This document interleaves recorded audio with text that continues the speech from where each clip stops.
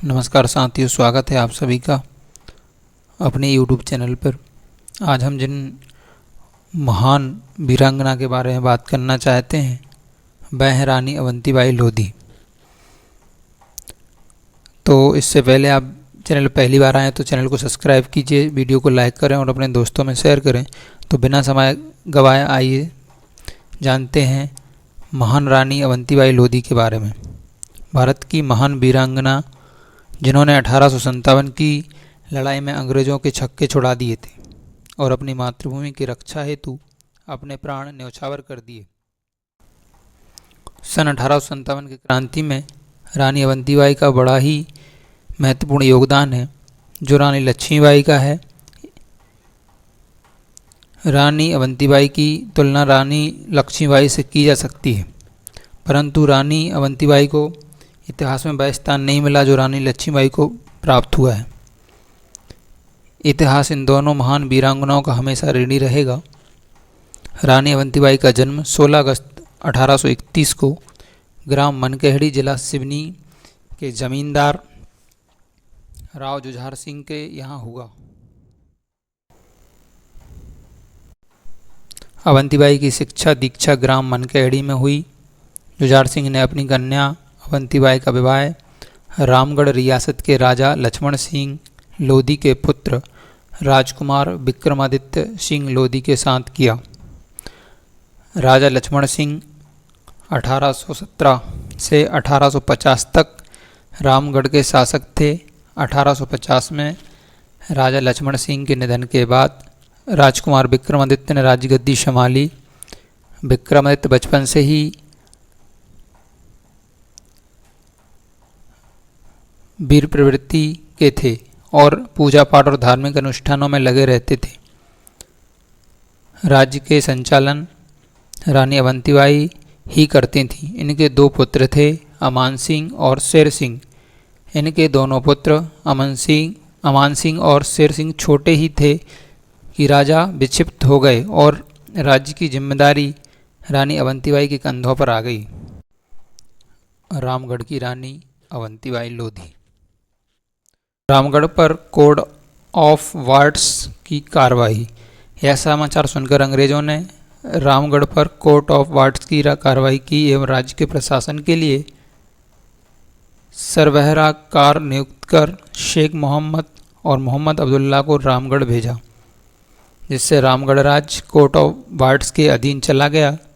अंग्रेजों के इस हड़प नीति को महारानी अवंतीबाई जानती थीं और दोनों सरवाकार को रामगढ़ से बाहर निकाल दिया। इसी बीच 1855 में अचानक राजा विक्रमादित्य का निधन हो गया और राज्य की पूरी जिम्मेदारी रानी के ऊपर आ जाती है। रानी अवंतीबाई और राजाओं का क्रांति में सम्मेलन, मतलब किस प्रकार उन्होंने राजाओं के साथ क्रांति की। लॉर्ड डलहौजी के राजे रजवाड़ों को हड़पने की नीति, जिसे व्यपगत का सिद्धांत या डलहौजी की हड़प नीति कहा गया, जिसके कारण सतारा, जैतपुर, संबलपुर, बघाट, उदयपुर, नागपुर, झांसी समेत कई देसी रियासतें अंग्रेजी साम्राज्य में विलय कर दिया गया और अन्य रियासतों को हड़पने का अंग्रेजी कुचक्र देश में जोर जोर से चल रहा था। अंग्रेजों के इस कुचक्र का राजे रजवाड़ों ने विरोध किया, जिसका रानी अवंतीबाई ने भी विरोध किया। पुरबा के आसपास के राजाओं और जमींदारों का विशाल सम्मेलन बुलाया, जिसकी अध्यक्षता 70 वर्षीय गौड़ राजा शंकर साय ने की। राजा शंकर साय को मध्य भारत में क्रांति का नेता चुना गया।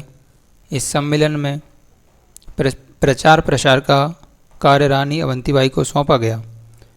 प्रचार के लिए एक पत्र और 2 काली चूड़ियों की एक पुड़िया बनाकर प्रसाद के रूप में वितरित की गई।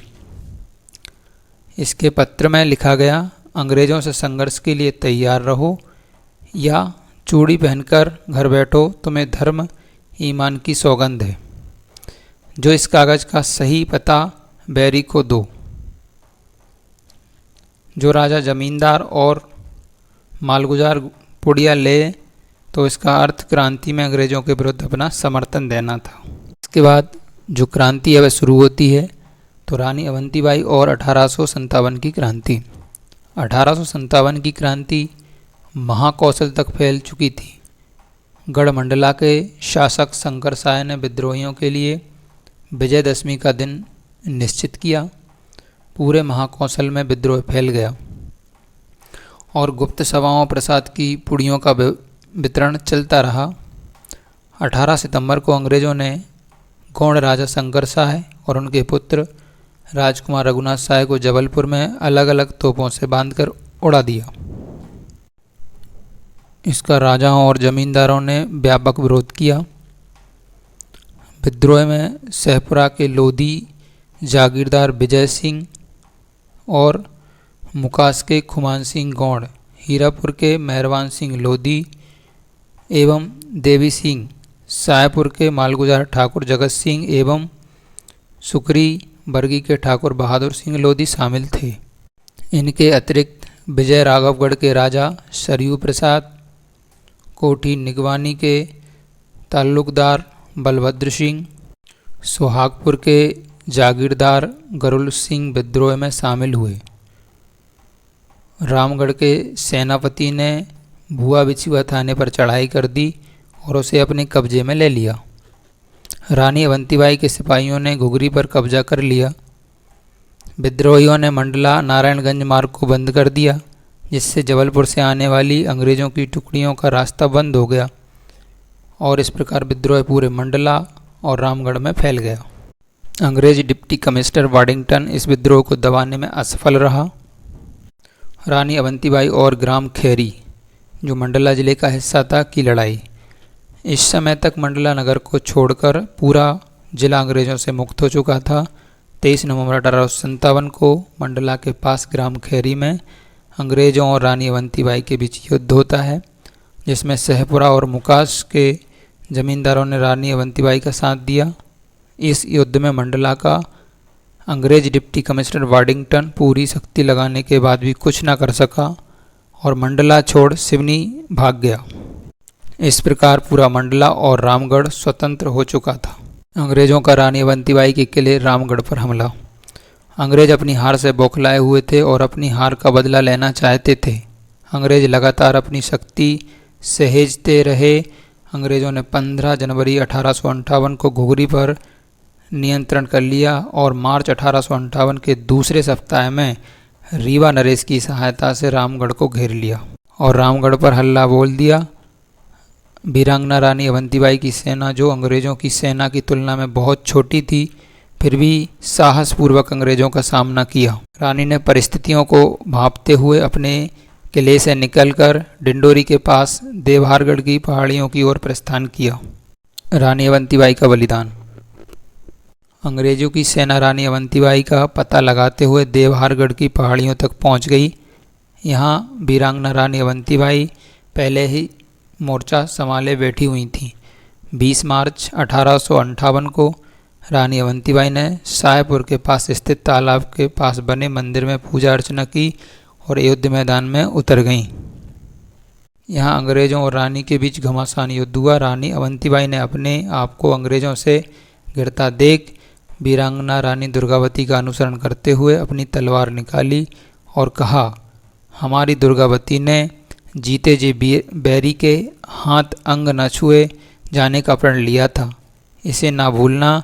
इतना कहकर रानी अपने सीने में तलवार मारकर देश के लिए सर्वोच्च बलिदान दे देती हैं। वीरांगना रानी अवंतीबाई जब मृत्युशैया पर थीं, तब उन्होंने अंग्रेज़ों को अपना बयान दिया कि ग्रामीण क्षेत्र लोगों को मैंने ही विद्रोह के लिए भड़काया उकसाया था और प्रजा बिल्कुल निर्दोष है।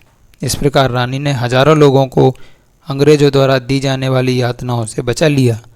इसके बाद इस क्षेत्र में आंदोलन को दबा दिया गया और रामगढ़ भी अंग्रेज़ों के अधीन आ गया था। वर्तमान में रानी अवंतीबाई का बलिदान स्थल, जो कि बालपुर में है, डिंडोरी जिले के सायपुर कस्बे के नज़दीक ग्राम बालपुर में रानी अवंतीबाई ने